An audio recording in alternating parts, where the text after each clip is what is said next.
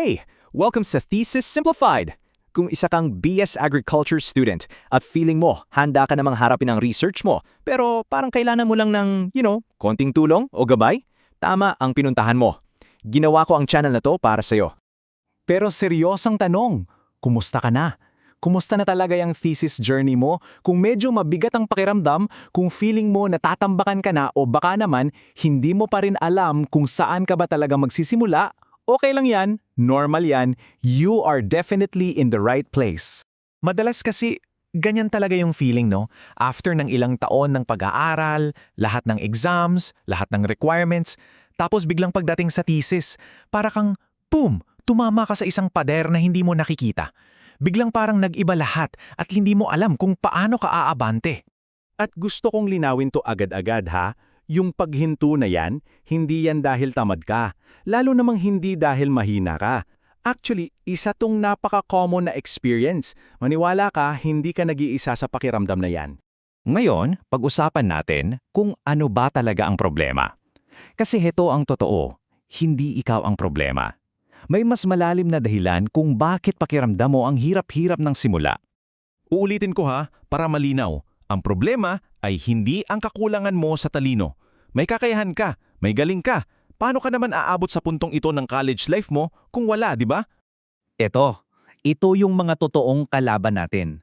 Una, yung kalituhan. Dahil ang dami-daming information, hindi mo alam saan kukunin. Pangalawa, yung takot. Takot na baka magkamali ka. Tapos, yung feeling na parang paralyzed ka kasi hindi mo alam kung ano ba yung pinakaunang step. At syempre, nandyan yung mga librong parang ang hirap-hirap intindihin. At higit sa lahat, yung pakiramdam na parang mag-isa ka lang sa laban na to. Pero, here's the good news. Paano kung sabihin ko sa'yo na may paraan para labanan lahat yan? Dito na ngayon papasok yung solusyon natin. Oras na parang baguhin ang tingin natin sa buong bagay na to. Ito mismo yung misyon ng Thesis Simplified. Tandaan, hindi tayo magbibigay ng shortcuts dito. Ang gagawin natin ay tatanggalin natin yung mga hindi naman kailangang pabigat, yung takot, yung kalituhan, para makapag-focus ka sa totoong trabaho. Ang goal natin ay gawing malinaw ang bawat hakbang sa paraang practical at maiintindihan mo.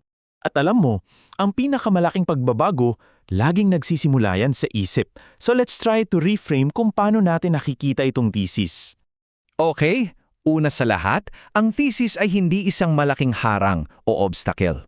Isipin mo siya bilang isang opportunity, isang pagkakataon para aralin yung isang topic na sobrang interesado ka at para maipakita mo yung galing mo. Pangalawa, hindi ito isang pabigat o burden na kailangan mo lang buhatin. Hindi. Isa itong training ground. Dito mo talaga mahahasa yung skills mo sa problem solving, sa critical thinking, yung mga skills na dadalhin mo talaga sa labas pagka-graduate mo. At eto, yung pinaka-importante para sa akin.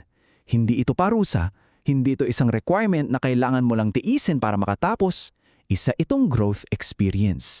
Dito ka talaga lalago, hindi lang bilang isang estudyante, kundi bilang isang future professional at bilang isang tao. At sa buong paglalakbay na to, ang pinakaayaw kong maramdaman mo ay yung pakiramdam na mag-isa ka. Dahil ang totoo, hindi mo kailanang gawin to ng mag-isa. Alam mo, may paborito akong analogy para dito.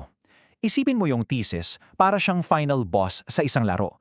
Sobrang hirap, sobrang challenging, pero hindi imposible. At isipin mo, sinong matinong gamer ang papasok sa isang final boss battle na walang gamit, walang training at walang guide? Wala, di ba? Well, yan mismo ang role ng channel na to. Hindi ito isang technical manual na puro nakakadugong jargon. Ito ang iyong companion, yung katandem mo, yung gabay mo sa bawat hakbang ng research journey mo. Gusto kong itatak mo to sa isip mo. Kaya mo to. Promise. At sa bawat gabay at video na ilalabas ko dito, yan at yan ang paulit-ulit kong ipapaalala sa'yo. Hindi ka nag-iisa at mas kaya mo to kesa sa inaakala mo. Andito ako para tumulong. So, ano pang hinihintay natin? It's time to take that first big step. Sabay-sabay nating simulan ng journey na to. Ready ka na ba? Okay, ito yung mga unang hakbang mo. First, mag-subscribe ka para opisyal ka ng kasama sa community natin. Second, i-hit mo na rin yung notification bell para updated ka lagi. At third, ito yung pinaka-importante. Gusto ko marinig ang kwento mo. I-comment mo sa baba kung ano yung thesis topic mo o kung saan parte ka ba pinaka-nahihirapan ngayon. Let's start the conversation. Tara na! Simulan na natin gawing simple ang thesis mo. Together.